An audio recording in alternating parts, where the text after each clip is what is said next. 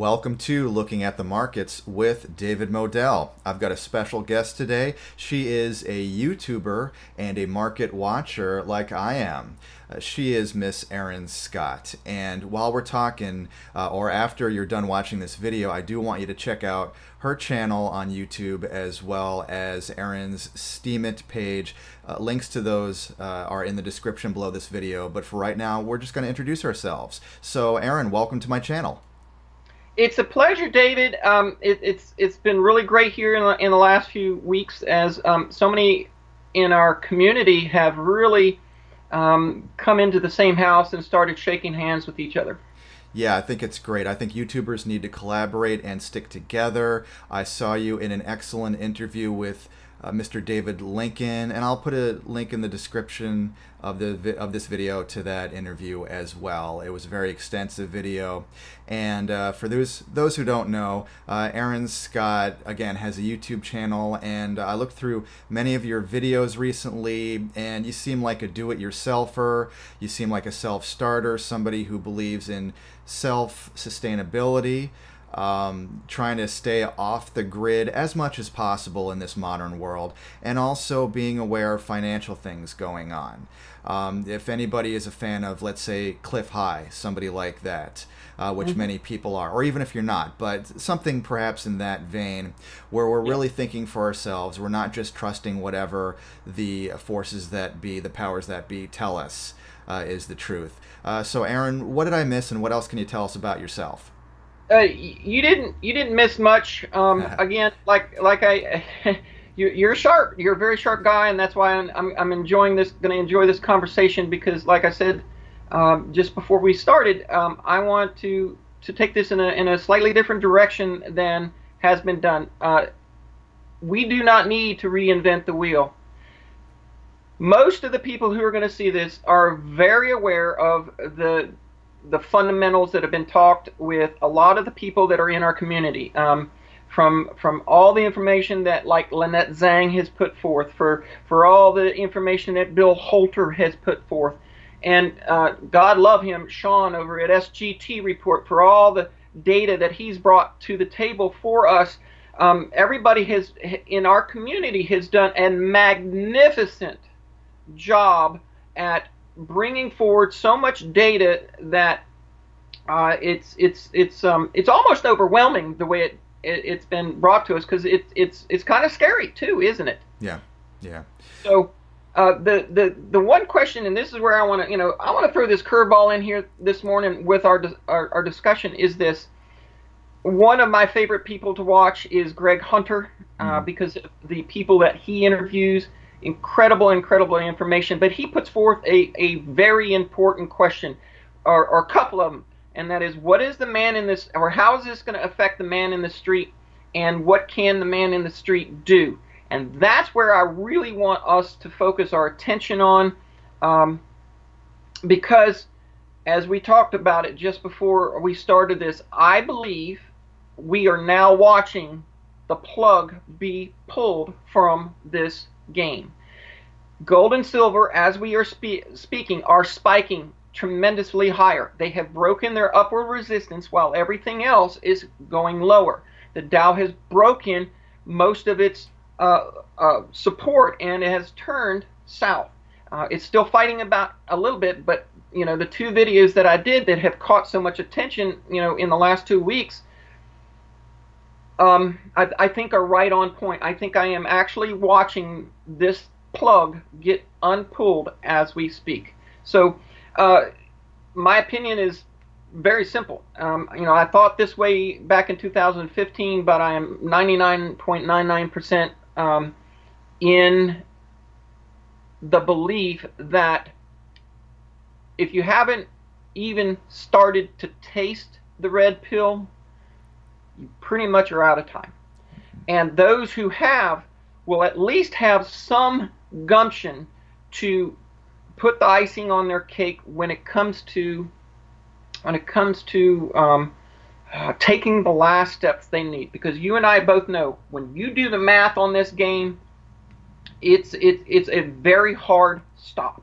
It is, and the potential that has been discussed with some of these other channels of the myriad of ways that hard stop could manifest, well, it's going to be painful. It has been my goal on my channel for the last 4 years to try and assist people from hitting the dashboard when this thing crashes. And the best way that I can say to do that, and this is where I want to go with the action steps. Those of you who are watching our conversation today, I want to greatly encourage you to do one thing and one thing only over the next coming weeks, and that is find some way to produce your own food. For one, if you do, you're going to find enjoyment that you may not have known that was there. Two, you're going to produce something far better than you can get in any store.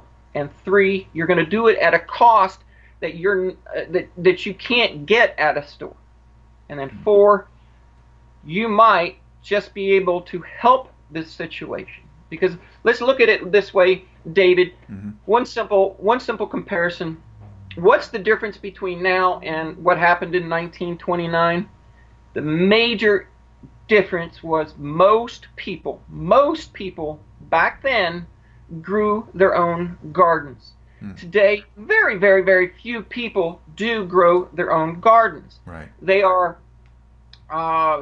They've been brought into the game, the system. They are extremely dependent on those trucks rolling in every 2 to 3 days. Therefore, things could get really rough in their own little worlds. So my biggest flag that I'm waving out there is, hey, go plant a garden. That's why I focus on it. But it's not sexy, and it's not fear, and it's not all these things that people actually do click on. So we kind of need to lead them in.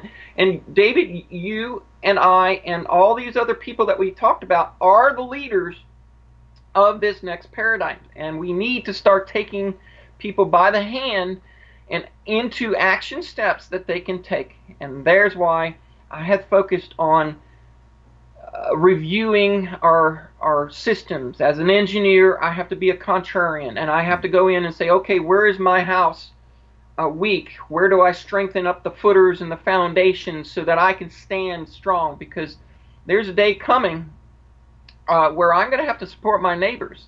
And the difference between 1929 and now, and most people not growing their own foods, we could cut the impact of this financial calamity in half if everybody who is in this country were to start growing a garden this year. We still have time. There's enough months here, weeks and months, as this collapse goes on over this next summer. There is enough time for us to literally grow enough food, but it would take a concerted effort. And if people the likes of Trump would come out and say simply, Americans, I'm calling upon you, go out and produce food.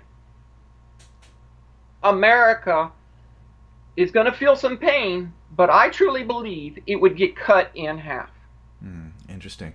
That's a first action step that's very specific, and it's one that I have not heard from the other people that I've interviewed. I've been fortunate enough to speak with everyone from Jim Holter to Lynette Zhang to Greg Manarino, all these wonderful people. Jim Rogers, Jim Rogers told me and told America that the next financial collapse will be the worst one we've seen in our lifetimes, worse than 2008.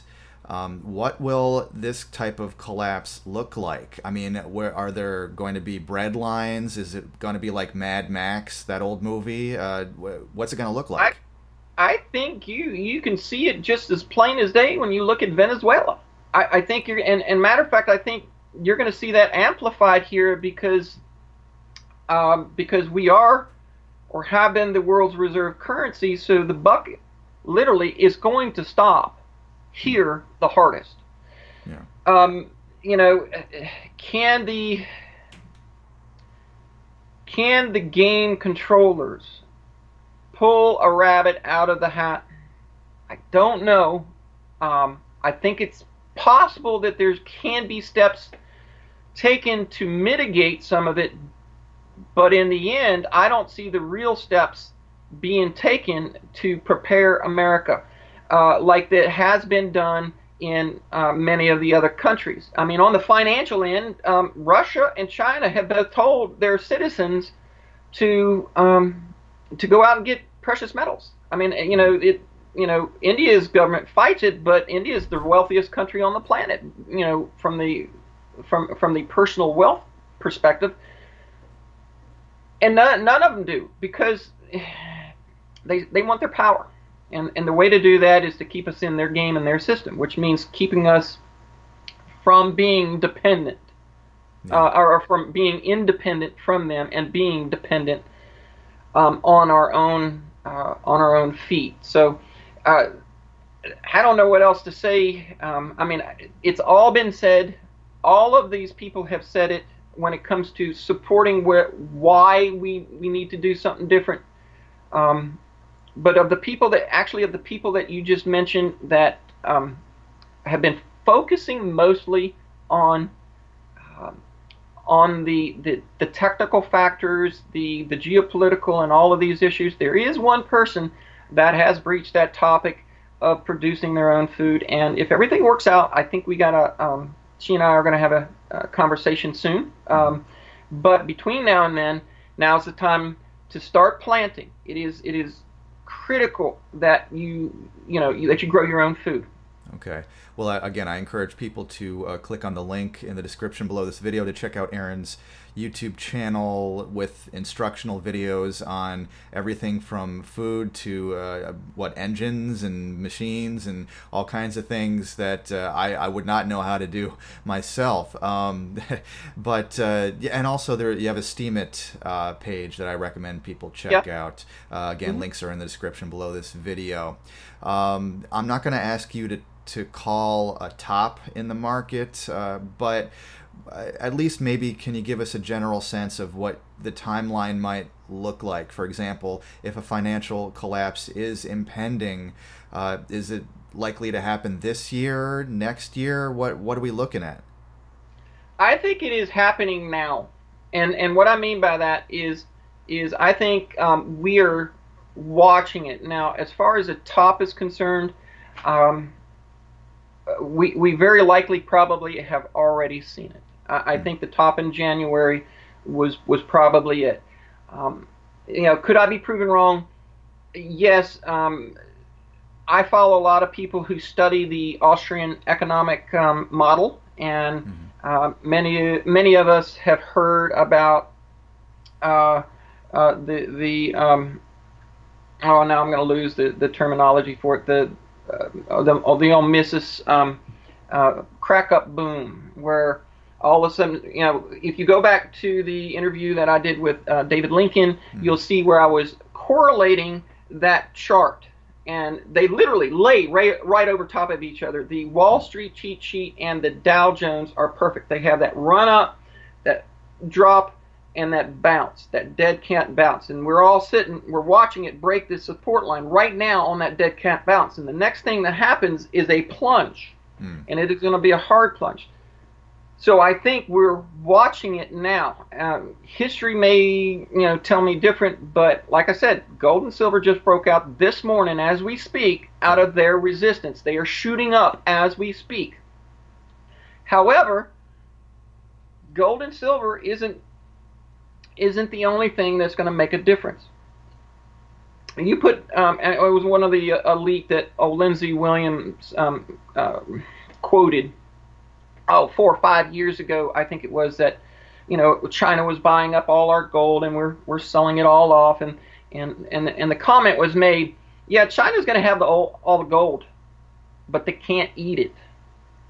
And that's the point. Yes, a lot of us focus on the financial aspects of it, and yes, most of what I think is going to occur in this deconstruction is going to be primarily financial. However, you need water to drink. You need, all the systems that you have in your home require power, and you need food. What is it? You need air. What is it?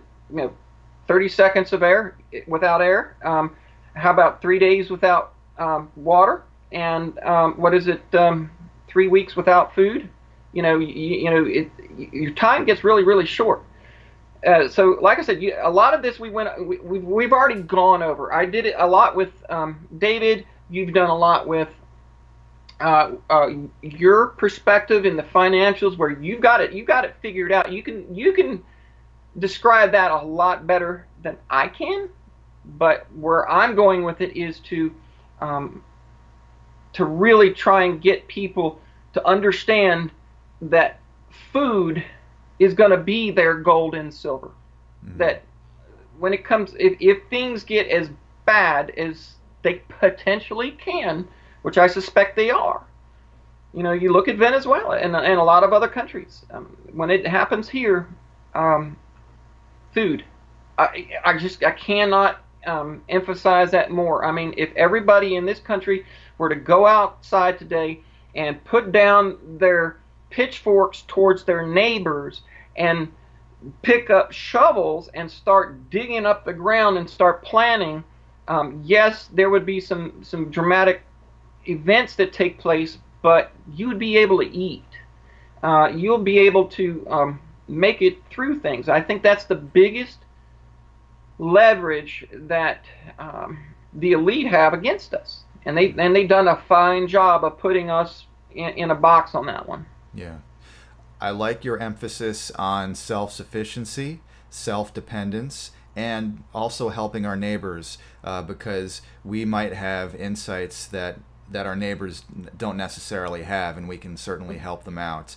Do you recommend getting off the grid completely, and is that even possible in this world? Yes, it is. I have lived most of the last 4 years that way. I personally think it's the only path that I want. Is it going to be necessary that everybody does completely? Time will tell. Time is going to tell if the grid comes down, if we start to have our infrastructure issues over the next few years, whether or not that's going to be the case or not. I think all scenarios are eventually going to play themselves out. I really do. I think there will be people that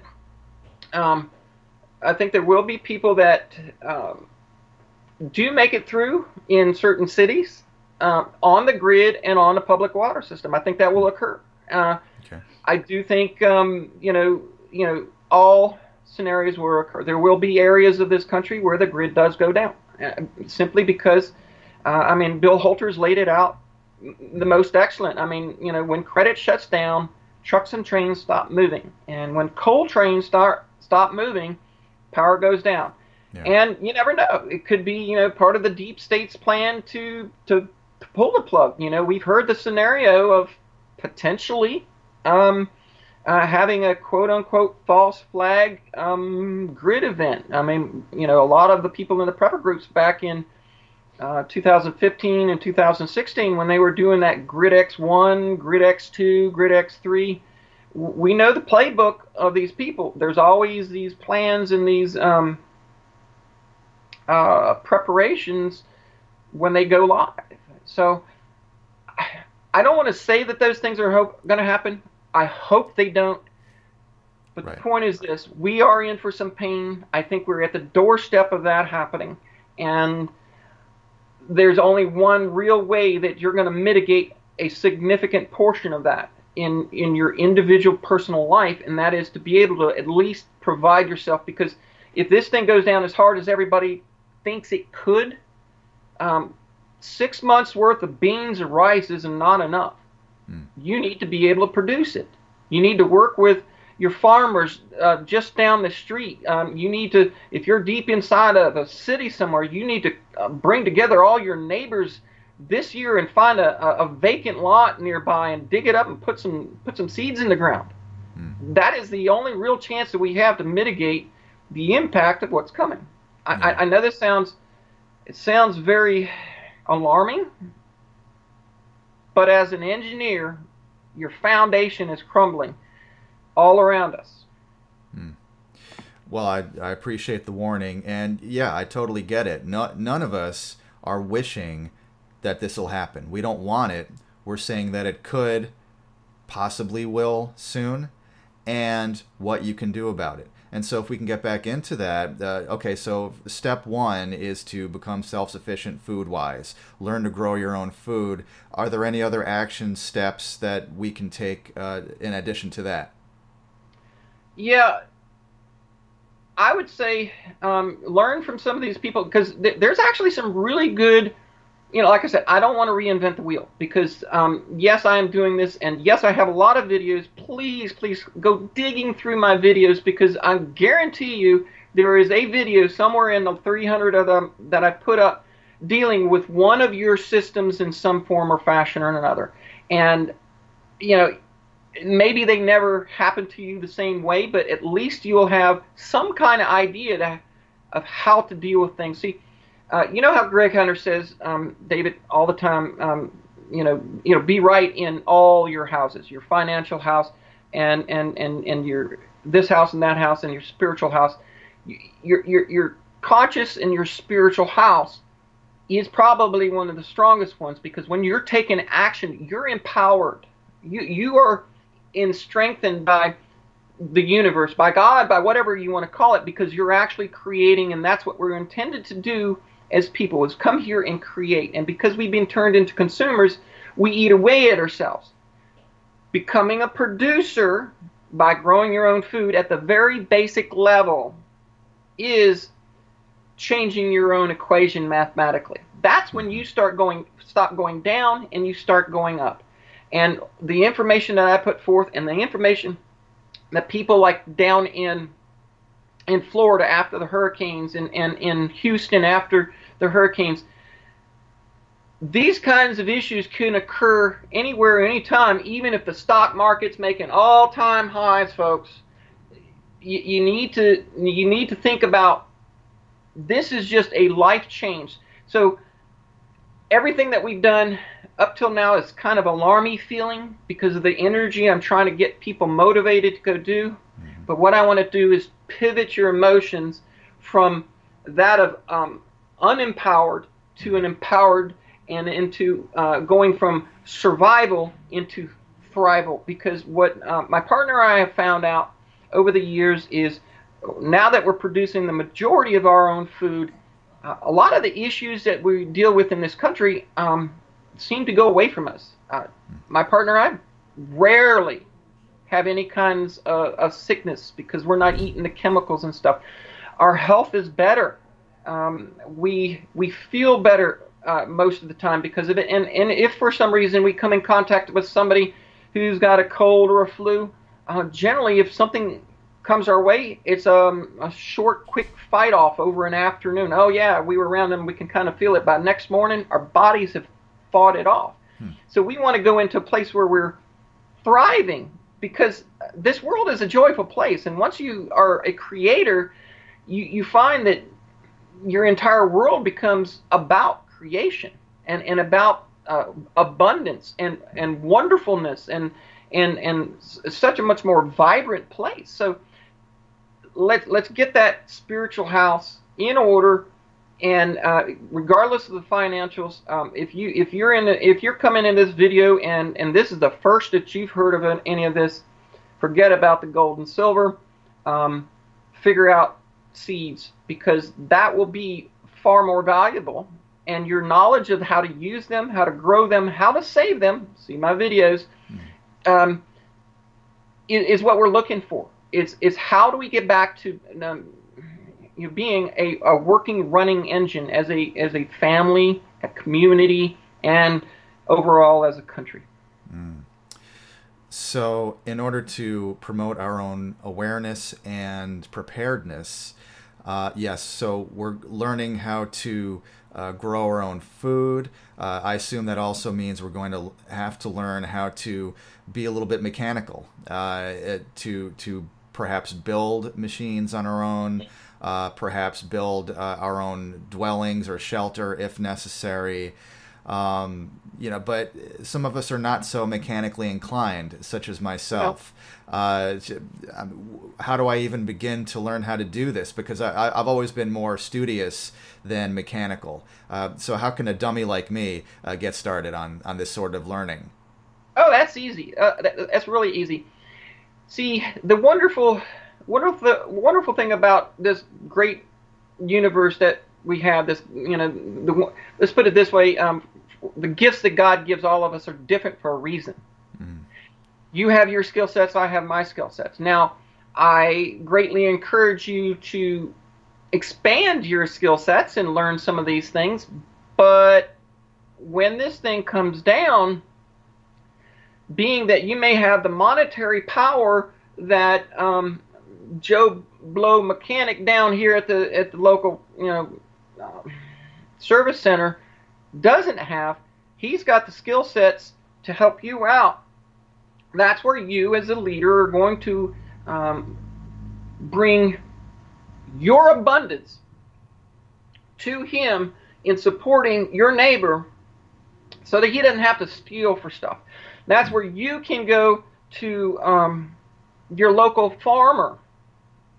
And if you've got time, because, well, guess what? You're not trading anymore because they've shut the markets down, and now you got to figure out something new to do. You go down to your local farmer, and, you got your money. You don't need the money, but what you need is the food. Volunteer your time to learn through your local community, because the assets that you have or that you need are all around you. You're surrounded with them, because we have a lot of wonderful people in our communities. Now, there are some that aren't that great, but what would be better? To be having a shootout to go into this civil war that it looks like we're going to go into? Or do we invite people in from a loving, caring heart? Now, yeah, there's going to have to be some discernment there, because not everybody's going to get it. I mean, even on my channel, as much as I try to give love out, there's always somebody who's got a hack, and there's that mentality out there. Right. That's the unpleasant side of this. But what we really want to do is focus the abundance that we do have, and many of the people who are aware, awake, and prepping or homesteading, these people are the leaders of the next era. The next era, they are the leaders. You are a leader, I am a leader. What you can do is find the skill sets that are around you. And if you don't have that, and you're not, how should I say, socially active, back to the YouTubers. There are so many people out there that have given their hearts and souls to help us, to help you. Just go to their channels, go to my channel, and support them, because I'm gonna tell you, the fight against the evil, the people who want us dependent, they've hit us hard. They've demonetized our channels, they've taken away our income sources, and they've made us to look fools, because we have been the ones crying wolf for so long to try and help people that people don't want to believe us anymore. But as I said, I'm looking at the charts right now, and I'm just curious where. Oh yeah, it's been climbing, or at least the precious metals have been climbing since we started. So I think we're there, David. I'm sure you're probably in an excellent financial position. I don't know if you're in a house or an apartment or what, but the steps that you could take, not only to grow some food, but grow enough for your immediate friends and family, so that if somebody does come up, given that they're a character that you wish to support, that you have the ability to do such. That's the best I can say. And along this journey, as we shift from the old paradigm into the new, that time frame of amping up your skill sets is going to explode because of necessity. So and you're going to love it. You're going to go, oh, this is how the world works. You're going to learn the joy of the abundance of knowledge, and then you'll humble yourself even more to how much you just didn't understand about where we went and why we went the way we did. Got it. All right. And then just to wrap it up, so I've learned so much just from listening to you speak upon this topic, and from your videos, all your how-to videos, all your encouragement that you give, because it is encouragement. It might sound like a dire warning, but I know you're not in this to scare people. You're in this to wake people up, and I think it's great what you're doing. Are there, just to bring it back and end it with on a financial note, are there any markets that will be safe, whether it's cash, whether it's bonds, whether it's cryptocurrencies, when things do go haywire? Is there any safe haven asset other than stocking up on certain edibles? I don't know, David. I don't know. My gut feeling says that if this is as big an event as I believe it's going to be, if humanity is essentially going to have to grow up, and I think that's where what really has to happen is all of humanity really needs to grow up, because we've been doing a lot of really stupid things for not just the last 10, 20 years, but for hundreds of years. And if humanity is to take that next step into the new paradigm, I believe that whole table has to change, meaning that I'm not sure any of it survives. The only thing I think survives are hard, tangible assets, and I'm with Chris Dwayne or Bill Holter on that perspective. Now, does it? I don't know. I do like the where we're going with the cryptocurrencies as far as the technology. However, we got to make it through. We got to make it through the wreck. We got to hit that tree, and we got to hit it hard. So there could be casualties in the cryptocurrencies that would maybe not have occurred if we had been more forward thinking 10, 20 years ago, 30 years ago. Now, I don't know. My gut says probably not much that isn't physical that you can hold. However, I could be overestimating, and we could be seeing some things. A lot of people, we talk about the miners and what they go through, and I hear different opinions. Well, oh yeah, the source where you get it. Well, that could be no. Maybe the governments will seize the mines for their sovereignty, and you get all these different pieces of information, but when you throw the level of potential chaos into the system that is going to be thrown into it, I don't think you can get order out of it. I don't think the elite are going to get their order out of this level of potential chaos. So anything is possible, and the only thing that you can do is be as self-sustainable as possible to try and ride this wave out. Because when I was up in Montana, and I was going to some of these prepper groups, and there was a bunch of them up there, and I spoke to so many of them up there, and that was my focus then. Let's grow your own food. But one of them, they had the Ravalli County Sheriff come in, and there was hundreds of people in this meeting, because at that point in time there were threats about China possibly coming in. There was a lot of that kind of threat talk. Right now today we got Trump and Putin going over Syria, same kind of situation. We don't know what that is, but there was a very eye-opening statement made by the sheriff, and he said, if an event occurs like this, he says, you're on your own. He says, there is nothing our department, we cannot protect you. You are on your own. Let that sink in. Don't do it from a fearful standpoint. Just use that motivation to please find something you can create. And maybe growing food isn't it. Maybe it's you're a more technological kind of person, and installing solar like I did might be the thing to do, or finding power generations. There's YouTubers out there that are taking generators out of old cars and hooking them up to they're building their own energy production from scratch. You know, there are always options, and that's what we got to get to, is figuring out how to rebuild the house that's crumbling around us. Yeah. And we're talking about preparedness, we're talking about knowledge and self-education rather than relying on the education that's given to us through the school system, through the government, through the central banks, and so on. And Erin Scott is part of that. You are part of that self-education.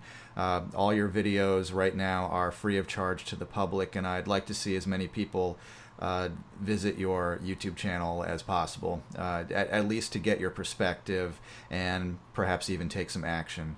So again, all the links are in the description below this video. Please check out Erin Scott's YouTube channel, Steam It page, and you know, whatever you do, at least give it a listen. That's all we ask for. So Erin Scott, thank you so much for coming on to Looking at the Markets. I hope that people will heed your word, and you're welcome back anytime. Thank you so much today. You're welcome, David. It's been a pleasure, and we will definitely be doing this more. Thank you for watching. Please like, comment, and subscribe. And I'll see you next time.